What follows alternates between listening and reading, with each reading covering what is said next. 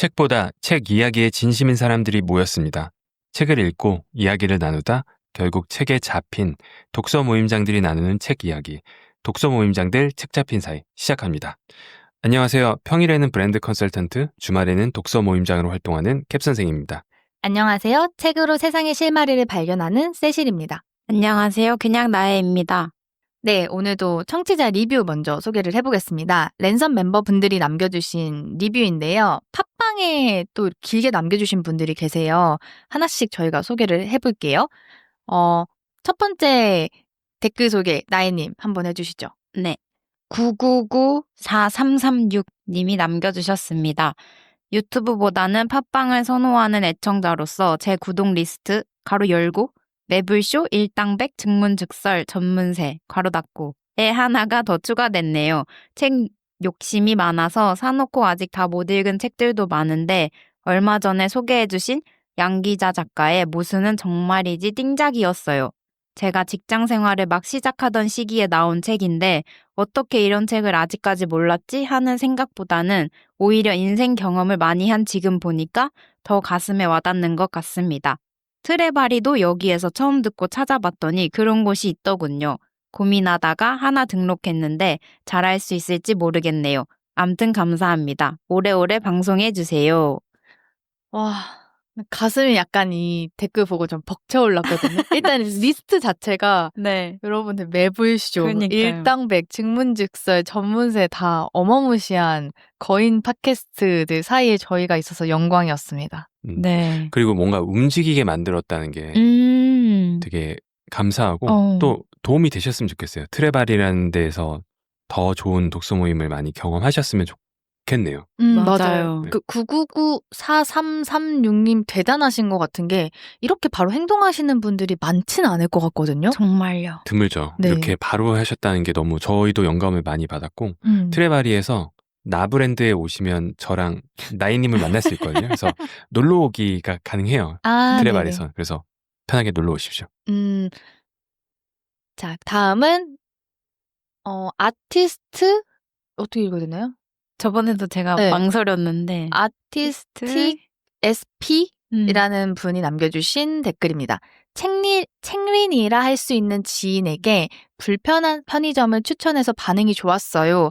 다른 책들도 추천할 게 많이 생겨서 좋네요. 네, 저희 8번째 에피소드에 이제 입문할 수 있는 책을 소개를 했었는데요. 저희가 소개한 책 외에도 이렇게 불편한 편의점을 추천을 해주셨어요. 그래서 저희가 소개한 책도 책이지만 이렇게 댓글에서 서로서로 좋은 책 있으면 소개시켜주시면 너무 좋을 것 같아요. 네, 댓글을 활용해서 저희한테도 그런 거 많이 남겨주셨으면 맞아요. 좋겠어요. 이 책 소개해주세요. 혹은 이 책 좋아요. 저희가 적극 한번 반영해 보겠습니다. 다음은 후잉님께서 남겨주셨는데요. 팟캐스트를 정말 많이 다양하게 듣는데도 몇 년간 애플 팟캐스트 앱만 쓰다가 책 잡힌 사이 매 에피소드마다 댓글 달고 싶어서 팟빵을 깔았어요. 애플 팟캐스트 앱에서는 리뷰 형식으로 하나만 작성이 가능해서요. 이 정도론 캡 선생님 눈물 자극 안 되겠죠? 히히 매화 잘 듣고 있습니다. 제가 다독가는 아니지만 여태까지 세 분이 언급하셨던 책들은 다 읽어본 책들이라 더 몰입해서 듣게 되고 결이 맞는 독서 모임에 들어온 것 같아 행복해요. 아직 눈물을 안 흘리고 있습니다. 한 댓글이 한 6개 정도 달리면 그때쯤 한번 고려해 보겠습니다. 근데 너무 감사하네요. 이게 그 현대인의 핸드폰에 앱을 하나 더 깐다는 건 굉장히 그럼요. 어마어마한 맞아요. 그 뭐랄까 수고로움이거든요. 좀. 네, 근데 애플 팟캐스트만 쓰시다가 댓글 다시려고 팟빵을 깔으셨다니 진짜 너무 감동입니다. 네, 눈물 핑 돕니다. 일단 감정이 없으신데. 후행님 저희 다음 댓글을 노려봐요. 오늘은 눈물이 살짝만 보이신 것 같아요. 네. 그러면 오늘의 책, 네, 캡 선생님 소개해 주시죠. 오늘의 책은 마르쿠스 아우렐리우스의 명상록입니다. 아마 저자 이름도 낯설고 책 제목도 명상하는 내용인가? 뭐 이렇게 오해하실 수 있을 것 같은데요. 사실 이 책은 20년 동안 로마 제국을 통치했던 황제 마르쿠스 아우렐리우스의 생각을 담은 일종의 에세이 같은 철학서입니다. 이 책을 한마디로 표현하자면 스토아 철학을 실천하는 존경받는 황제의 생각, 철학이라고 좀 할 수 있을 것 같은데요. 저희가 예전에 스토아적 삶의 권유를 다룬 모임에서도 스토아 철학 이야기를 나눈 적이 있는데 그 철학을 실제 삶 속에서 적극적으로 실천한 대표적인 인물이 바로 마르쿠스 아우렐리우스입니다. 그래서 이 명상록은 스토아 철학을 어떻게 실천할 수 있는지를 가장 생생하게 보여주는 책이라고 할 수 있습니다. 저는 스토아 철학의 핵심을 우리가 어찌할 수 없는 일에 연연하지 말고 우리가 어찌할 수 있는 일에 집중하자 이렇게 생각하는데요. 그래서 오늘은 책에 나온 인상적인 내용을 하나 소개해드리고 저희가 대화를 이어나가면 좋을 것 같습니다. 삶에서 우리가 늘 할 수 있는 3가지 훈련이 있다. 1. 나에게 일어난 사건을 겸허하게 받아들이기. 2. 내가 만나는 사람을 그에 맞게 대하기. 3. 내 안에 떠오르는 생각을 주의 깊게 다루기. 저는 책에서 스토아 철학자들이 인간 존재를 비유하는 게 좀 인상적이었어요. 개가 수레에 묶여서 따라가는 것과 같다. 달려서 따르든 질질 끌려가든 선택은 개에게 달려있다. 결정론적인 시각이죠. 그래서 전 두 분이 자유의지가 있다고 믿는지 아니면 모든 것이 결정되어 있다고 믿는지 전 이게 궁금하더라고요. 자유의지랑 결정론적인 시각 두 가지를 어떻게 딱 정의하시는지도 궁금해요. 예를 들면 저희가 내일 할 일들이 다 그러니까 뭘 할 거라고 계획을 하잖아요. 계획이 네. 아니라 이미 다 결정돼 있는 거죠. 결정론은 내일도 결정돼 있고 내일 모레도 결정돼 있고 다 결정돼 우리가 그걸 모를 뿐이지. 마치 이게 그 줄에 끌려가는 강아지처럼. 근데 우리가 직접 한다고 생각하지만 아닌 거죠. 그러니까 전 이거 제일 재밌는 비유가 사람이 만약에 돌을 하늘에 세게 던져요. 그럼 그 돌은 그 던진 힘에 따라서 움직이는 거잖아요, 단순히. 네. 근데 돌이 자기 마음대로 날고 있다고 생각하는 거예요. 아, 관점의 차이다. 네. 저는 사실 이 개가 수레에 묶여서 따라가는 것과 같다. 달려서 따르든 질질 끌려가든 선택은 개에게 달려있다. 이 부분을 이게 자유의지 결정론적 시각 이렇게 처음에 보진 않았고 이게 제가 하기 싫은 일들이 있잖아요. 그러니까 그럴 때 만약에 뭐 예전에 어렸을 때 학생일 때 막 학교를 가야 되거나 뭐 공부를 해야 돼요. 이게 너무 하기 싫어요. 근데 어쨌든 해야 되는 일이잖아요. 그러니까 그 속에서 내 마음가짐을 어쨌든 해야 되는 일인데 이거를 막 하기 싫어 막 이렇게 질질 끌려가는 거 말고 그래도 어쨌든 해야 되는 일이니까 좀 더 긍정적으로 즐겁게 해보자 이런 마음가짐을 갖자라는 그런 교훈으로 전 들었었거든요. 해야 할 일을 어차피 할 거면 네, 어차피 할 거면 어차피 해야 되는 일이야 이렇게 생각하고 긍정적으로 해나가자 이런. 그러면 세실님은 비슷한 맥락으로 얘기해 주셔도 좋을 것 같아요. 뭔가 의견을. 지금 소개해 주신 이 개와 관련된 문장이 제가 잘 이해를 못한 것 같은데 자유의지와 관련된 문장인가요? 저는 그렇게 이해했어요. 운명론적으로. 어차피 운명은 결정되어 있잖아요. 근데 내가 운명을 거스르려고 하다 보면 끌려가는 거예요. 결국에는 고통스럽게. 하지만 그걸 받아들이고 이건 운명이다 하면서 가면 그 발맞추고 갈 수 있는 거죠. 아, 그러니까 관점에 따라 또 다른 거네요. 이 문장을 네. 결정론적으로 볼 수도 있고 자유의지에 따라서 볼 수도 있고 저는 자유의지를 믿는 편인 것 같고요. 그러니까 일정 부분은 결정론적으로 믿는 것 같아요. 그 이동진 평론가가 했던 얘기가 있잖아요. 하루하루 하는 성실이 인생 전체는 되는 대로 이 두 가지가 믹스된 표현이라고 생각을 하는데 그러면 저라는 세실이라는 사람은 자유의지를 더 추구하냐 결정론적 관점에 더 추구하냐라고 했을 때 제 블로그 지금 현재 대표 문구가 대답이 될 것 같아요. 그래서 제 블로그에 이렇게 써 있거든요. 우리의 삶은 우리의 생각대로 만들어진다. 마르쿠스 아우렐리우스의 말입니다. 그래서 이게 저는 자유의지라고 생각을 했고요. 제가 나이는 많지 않지만 그래도 짧은 인생 안에서 여러 가지 경험을 했을 때 불평하던 시절에는 일이 더 악화되면 악화됐지 좋아지지는 않았던 것 같아요.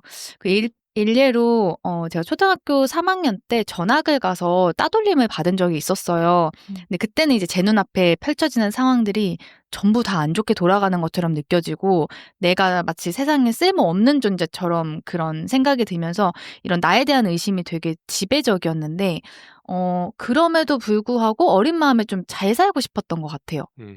그래서 그때 이제 중학생 때부터는 스스로한테 되게 긍정적인 말을 그때부터 약간 저도 모르게 긍정 확언 같은 걸 저한테 많이 했던 것 같고, 사람이랑 상황을 볼 때도 좋은 걸 보려고 좀 의식을 했는데, 그런 것들이 좀 쌓이니까, 이런 관점이 습이되고, 비전보드에 써놨던 것들, 뭐 이런 것들도 시간이 지나면 좀 이루어져 있고, 상황도 되게 좋아지고, 이런 좋은 경험들이 쌓이니까 조금 더 자유의지를 믿어요. 그래서, 성인이 돼서도 내가 지금 걸어왔던 그런 삶 속에서 나를 되게 그래도 건져준 관점이 이런 관점이어서 이제 우리의 삶은 우리의 생각대로 만들어진다라는 문구를 블로그에 걸었던 것 같습니다.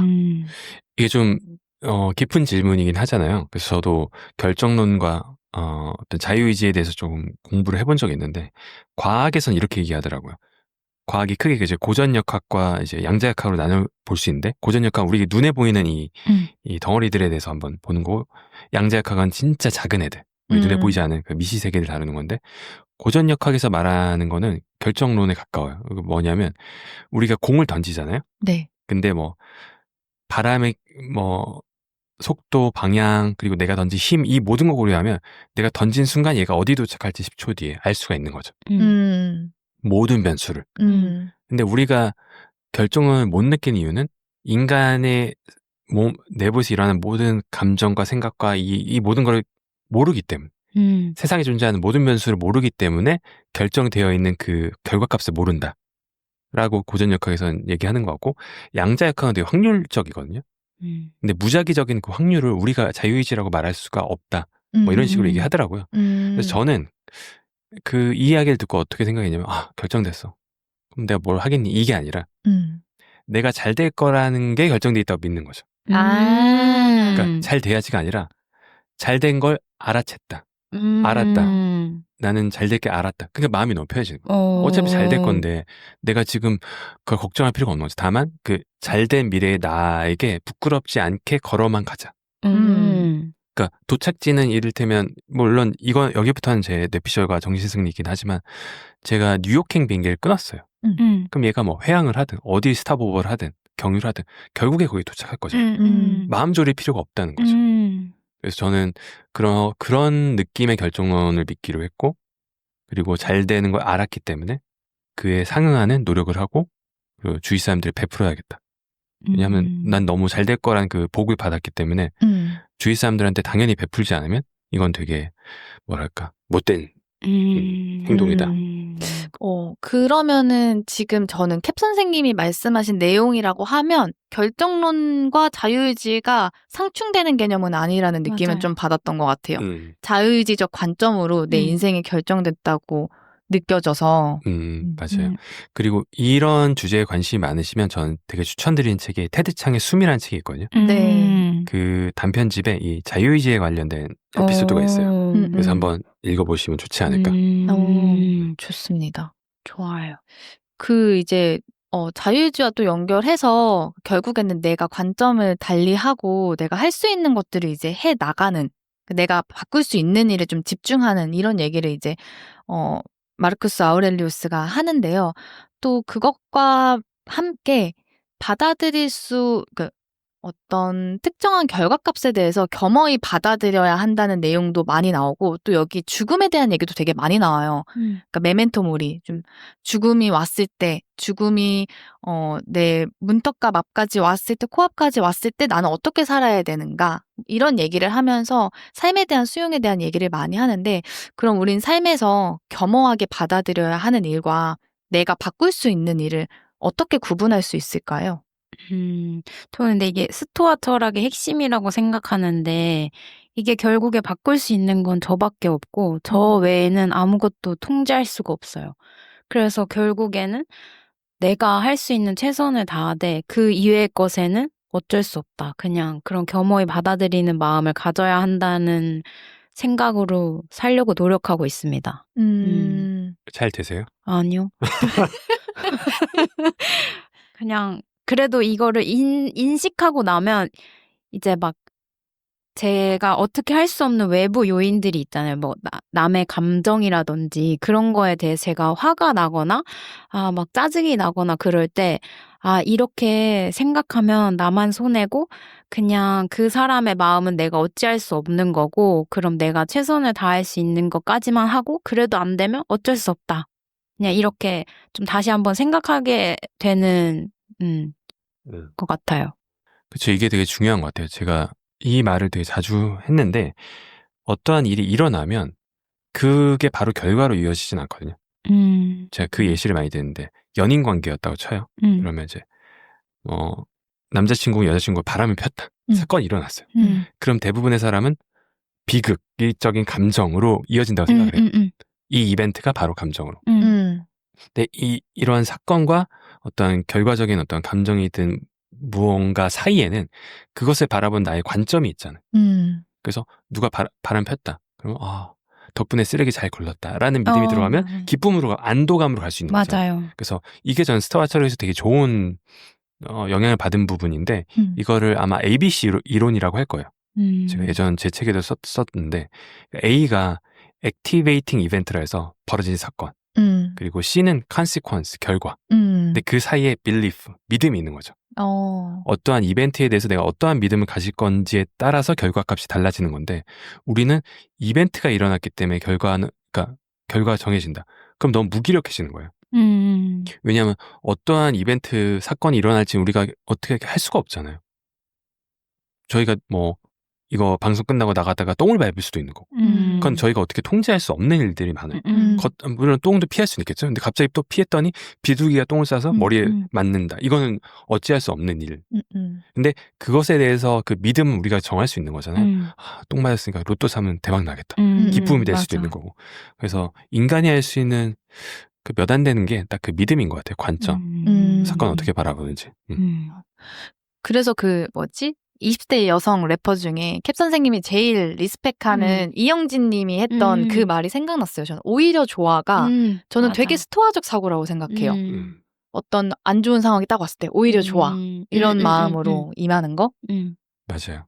그게 되게 중요해요. 그래서 어떠한 본인만의 철학이 있어야 된다고 할 때 헷갈리잖아요. 철학이 있으면 뭘 얘기하는 거지? 근데 저는 그게 세상을 바라보는 믿음인 것 같아요. 세상을 어떻게 바라보느냐에 따라서 그 결과값이 달라지니까. 그래서 그 믿음 체계를 잘 갖추는 게 중요하고 그렇기 때문에 저도 스토아 철학이나 이 책이 되게 좋은 것 같아요. 저는 그 세실님이 앞서 말했던 나의 감정을 컨트롤하는 그런 거랑도 관련이 있는 것 같아요. 어쨌든 일어나는 일에 대해서는 이미 일어난 일이고 근데 그에 대해 내가 반응하는 거는 내가 정할 수 있잖아요. 이거를 긍정적으로 생각하려고 반응을 해야지 하면 이제 그렇게 갈 수가 있는 거고. 근데 그렇게 말하는 분이 있더라고요. 저는 이거 되게 좋다고 생각해서 막 사람들한테 추천드렸는데 그러면 너는 그런 나쁜 국가라든지 어떤 나쁜 사람조차 긍정적으로 해석하면 그럼 세상은 나빠지는 거 아니냐 라고 얘기하는 분이 있더라고요.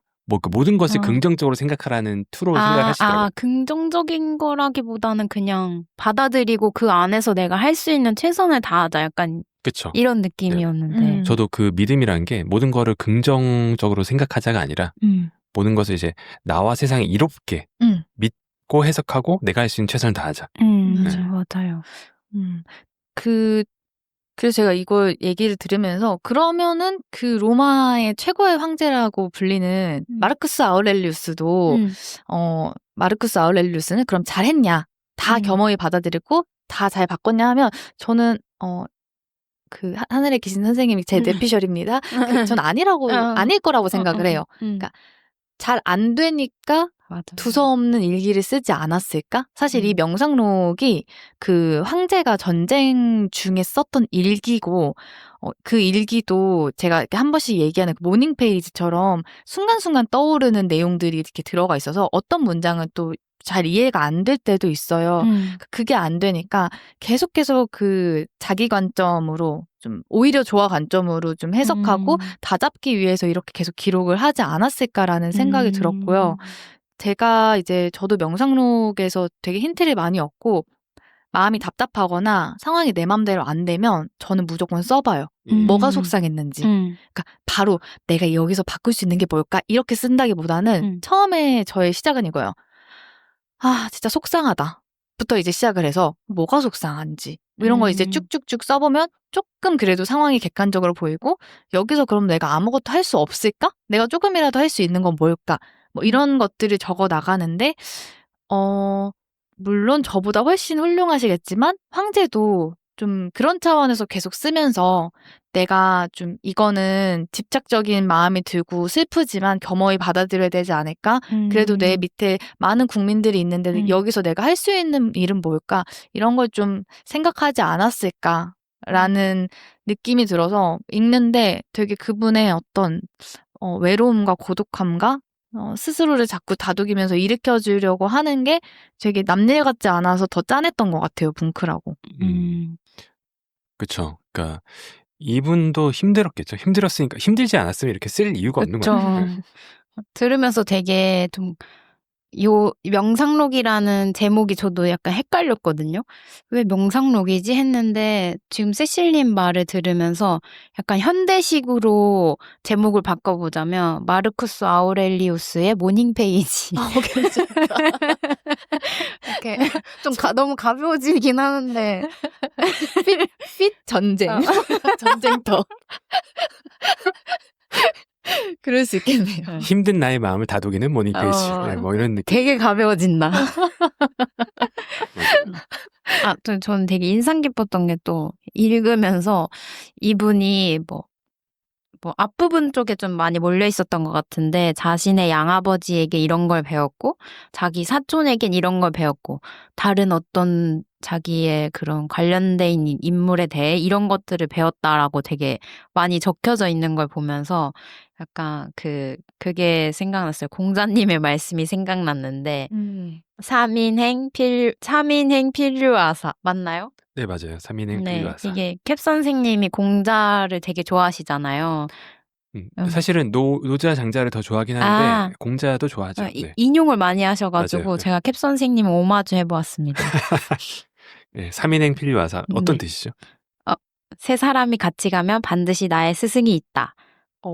즉 모든 사람에게는 배울 점이 있다라는 얘기랑 좀 일맥상통한 것 같아서 이거를 읽으면서 또 두 분께 여쭤보고 싶은 게 이제 이런 마르쿠스 아우렐리우스처럼 주변인을 통해서 뭔가 교훈을 얻는 지점? 보고 배울 점이 있다 이런 사람은 그런 걸 느낀 적이 있으신지? 저희가 지난번 에피소드인가 자화자찬을 했던 에피소드 있잖아요. 그래서 두 분 그걸 생략할게요. 네. 네, 그럼 너무 듣는 멤버분들이. 전 아까 말씀하신 것 주변 사람들한테 늘 배우기 때문에 근데 이 멤버분들이 모르는 사람 얘기하면 좀 이입이 안 되실 것 같아서 저 이영지 그분 되게 리스펙해요. 그러니까 제가 리스펙한다 그러면 사람들이 왜 영어 쓰나 그러는데 존경이라는 단어 저는 좀 무겁더라고. 서로가 존경합니다 했을 때 약간 듣는 사람도 좀 무거운데 너 리스펙해. 이게 뭐 받아들일 때도 편하고 말할 때도 편해서 그래서 아무튼 리스펙 하는데 왜 그럴까 보면 이영지라는 사람은 도전하고 계속 도전하는 느낌이에요. 특히나 제가 인상적이었던 게 고등 래퍼라고 고등학생들이 나오는 그런 랩 경연대회에서 그녀가 1등을 하면서 유명해지고 그리고 전 국민적인 인지도를 얻은 예능을 통해서 활동을 했잖아요. 근데 그러면서 그녀가 받은 비판이 뭐냐면 이 힙합씬에서는 랩으로 떴고 본인을 이제 힙합 가수, 래퍼라고 말했는데 정작 너는 앨범 한 장 안 내고 예능만 하고 있지 않냐. 그러면 그걸 무시하거나 기죽거나 뭐 이러는데 딱 그 얘기 듣고 다시 쇼미더머니로 나오는 거야. 랩 경연대회에서 가장 큰 거죠. 그래서 거기서 그냥 다시 증명하고 그런 것들 보면서 이 사람 자기가 가장 불편한 지점에 다시 들어갈 용기가 있구나. 네. 그래서 그게 너무 멋있었어요. 또 어린 나이인데 많이 배웁니다. 그런 도전 정신과 용기와 또 실행력. 맞아. 다시 도전하는 거는 정말 쇼킹했던 것 같아요. 왜냐하면 1등을 했던 사람이 다시 나간다는 건 잃을 게 더 많은 거잖아요. 그쵸, 맞아. 근데 거기 다시 나가서 증명하고 그런 게 전 참 멋있고 나도 저래야겠다. 나인님은 어떠세요? 저도 그러면 이제 유명인은 아니지만 제가 인디밴드를 되게 좋아하거든요. 네. 근데 그들을 좋아하는 이유가 유명하지 않고 돈을 많이 벌지도 못하지만 자기가 좋아하는 일을 하면서 그러니까 되게 무명 기간을 되게 오래 거치는 그런 모습을 보면서 되게 많이 보고 배웠어요. 내가 지금은 빛을 못 보지만 그래도 좋아하는 거를 꾸준히 하다 보면 언젠간 사람들이 알아줄 거란 그런 믿음으로 하곤 하는데 그분들이 제가 최근에 좋아했던 그 웨이브 투어스라고 그 밴드가 좀 약간 유명해지기 전부터 제가 되게 좋아했어요. 근데 그 노래가 확실히 뭔가 될 것 같은 느낌이 있었는데 역시나 지금은 거의 월드 클래스로 투어를 돌고 계시더라고요. 그래서 그런 걸 보면서 진짜 자기가 좋아하는 거를 깊게 잘하면 언젠가는 알아준다. 그쵸. 근데 이게 조금 저는 뭐랄까 조심스럽기도 한 게 언젠간 알아준 건 전 맞다고 보거든요. 근데 죽고 나서 알아주는 경우도 있어요. 그쵸. 사후에 예술가 고흐처럼. 맞아요. 그런 예술가 엄청 많잖아요. 음. 뭐 니체도 그 살아생전에 그렇게 엄청난 스포트라이트 못 받았지만 죽고 나서 훨씬 더 스포트라이트를 많이 받은 것처럼 그러기 때문에 그건 그래서 제가 늘 조심스러워 이게. 그쵸. 저도 그걸 믿거든요. 내가 정말 좋아하는 일을 열심히 최선을 다하고 그럼 언젠가는 빛을 보는데 근데 어떻게 하면 이걸 단축시킬까가 저에겐 오히려 그쵸. 핵심이에요. 그럴 때 빠지면 안 되는 게 고객 중심 마인드인 것 같아요. 그러니까 내가 좋아하는 거 정말 열심히 한다는데 이거를 누군가가 즐겁게 소비할 수 있게 만드는 것도 해야 되잖아요. 근데 이게 없으면 어떻게 되냐면 그 기간이 언제까지 지속될지 모르는 거죠. 맞아요. 근데 제가 이 밴드가 3명이거든요. 그래서 만약에 혼자였으면 이렇게까지 좀 뭔가 못했을 것 같은데 오히려 3명이 같이 해서 조금 더 그 기간을 버틸 수 있지 않았을까 하는 생각도 들고. 그럴 수도 있겠다. 3이라는 숫자가 저는 되게 인상적인 숫자인 것 같아요. 그 종교에서도 트리니티라고 해서 성부, 성자, 성령 이런 것도 트리니티고 3이라는 은유가 되게 많거든요. 그러게요. 근데 3이 왜 좋을까 저 생각을 최근에 했어요. 저희도 3명이서 하잖아요. 왜 좋은가 보면 4명이면 2대2로 파가 나뉠 수 있어요. 일리 있다. 일리 그리고 있어요. 저희가 어떠한 매주 제목을 뽑을 때 3인이 투표를 하잖아요. 네. 그러니까 결정이 나는 것 같아요. 그것도 일리 있다. 짝수가 되면 그냥 고집하면 계속 밀고 하는데 결국에는 한 명이 늘 중재자가 돼버리잖아요. 맞아요. 그래서 보통은 나인님. 제가요? 그래서 3이라는 숫자가 되게 좋은 숫자구나. 뭘 할 때. 네. 그리고 3이 되게 귀엽게 생겼어. 그래서 모양이. 좋아하는. 그렇기도 하네요. 몸에 좋은 것도 다 이렇게 부르잖아요. 홍삼, 인삼. 네. 재밌다. 저는 나혜님 이 질문 듣고 제가 명상록에서 제일 좋아하는 부분이 1부거든요. 네, 1부가 전부 이제 마르쿠스 아우렐리우스가 어린 시절부터 자기 성인이 될 때까지 자기를 스쳐 지나갔던 모든 사람들에 대한 장점을 모아놓은 게 1부예요. 저는 이거 보면서 진짜 훌륭하다라는 생각이 들었어요. 이분은 황제잖아요. 그래서 이제 제가 이 마르쿠스 아우렐리우스 1부를 읽고 제가 이제 에버노트에다가 친구 사전이라는 폴더를 만들어서 지금 몇 년째 쓰고 있어요. 그래서 제가 좀 배울 만한 분들이라기보다는 거의 모든 사람들 이름이 들어가 있는데 인상적이었거나 좀 신기한 포인트에 배울 점을 좀 적어 놓거든요. 그래서 이를테면 사람마다 다 위로하는 방식이 다르고 그리고 그냥 한 번씩 문득문득 책 구절과 함께 편지 같은 글을 보내주는 친구들이 있는데 그런 친구들 거는 다 캡처해서 이제 그 폴더에 그 친구 이름 페이지에 다 넣어놓고 그리고 이제 그 친구가 아닌 사람들에 대해서는 제가 또 마르쿠스 아우렐리우스를 따라했던 게 학교에 있을 때는 그 학생부라는 걸 써요. 그래서 학급 아이들을 이런 시선으로 제가 관찰한 적이 있어요. 이 친구들한테는 뭘 배우지? 그래서 이제 그걸 하다 보니까 계속 그런 관점으로 보다 보니까 좋아하는 마음이 커지는 거예요, 제가.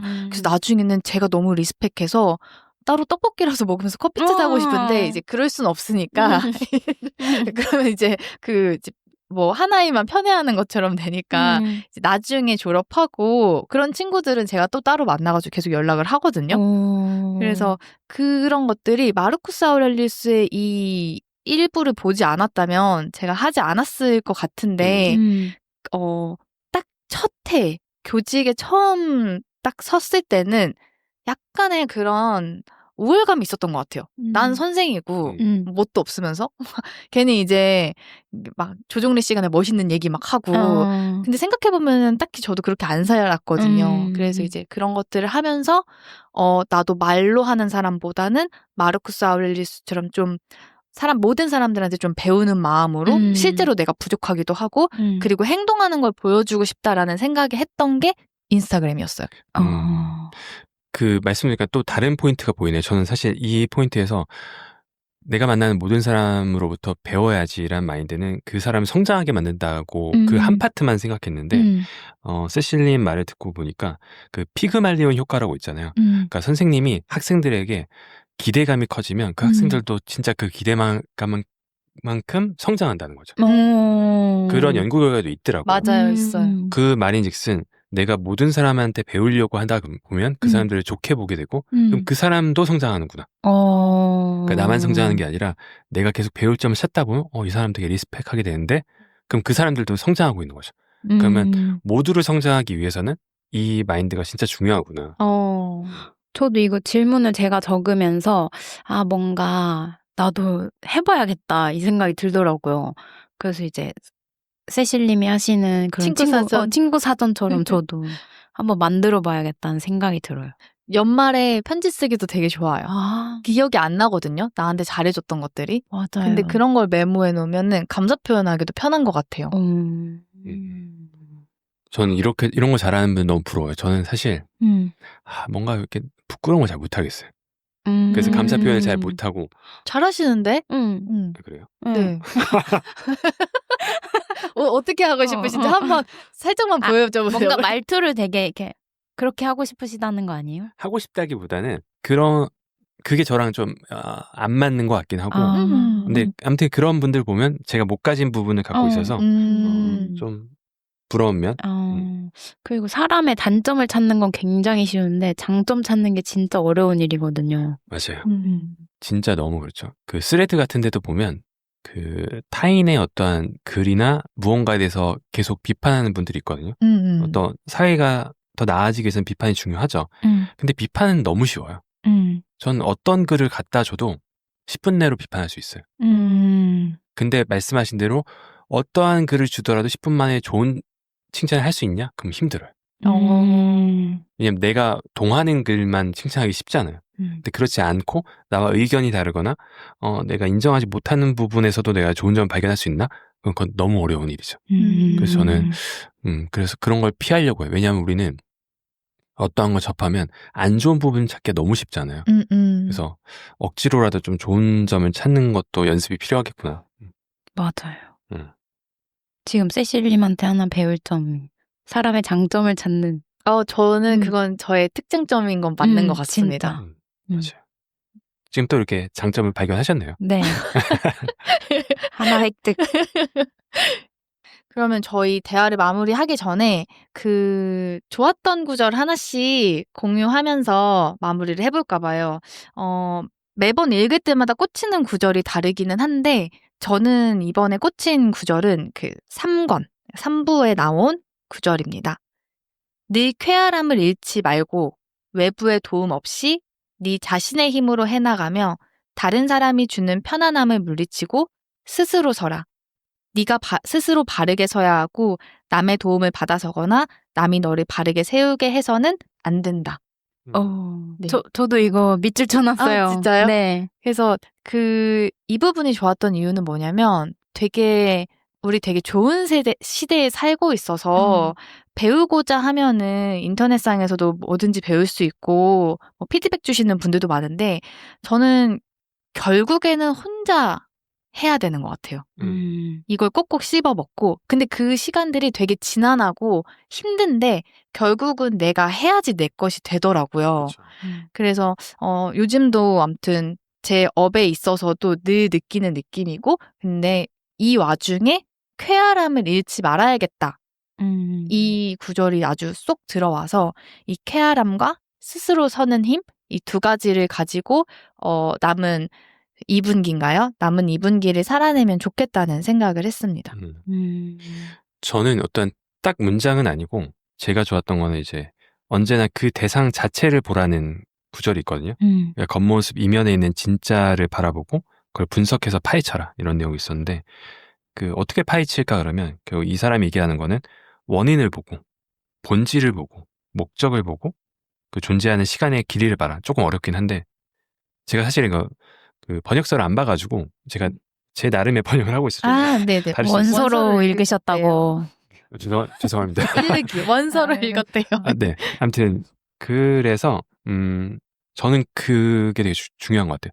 우리가 어떠한 일을 할 때 목적이나 이런 걸 생각 안 하는 경우가 있어요. 그러면 이제 일이 엇나가는 경우가 너무 많고 그냥 관성대로 하고, 그리고 또 하나가 세상에서 일어나는 일을 너무 단순하게 보려는 경향이 있더라고요. 사건이 일어나면 맞아. 나쁜 놈 때문에 일어난 거야. 한 명. 음. 아니면 뭐가 있으면 저 사람 때문이야. 근데 그렇게 단순하지 않잖아요. 모든 삶이라는 게. 그렇기 때문에 조금은 힘들 수는 있어도 원인을 좀 다층적으로 좀 파악하고 바라보면 극단적인 혐오로는 잘 이어지지 않는 것 같아요. 맞아. 그래서 있는 그대로 바라본다는 게 단순화해서 보기보다는 조금 더 고민해서 보는 거. 전 이게 좋았습니다.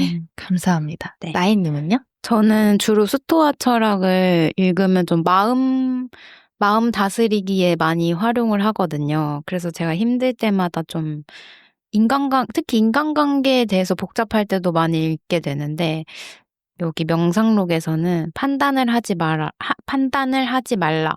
그러면 네가 피해를 입었다는 생각이 사라질 것이다. 그런 생각이 사라지면 피해도 사라질 것이다.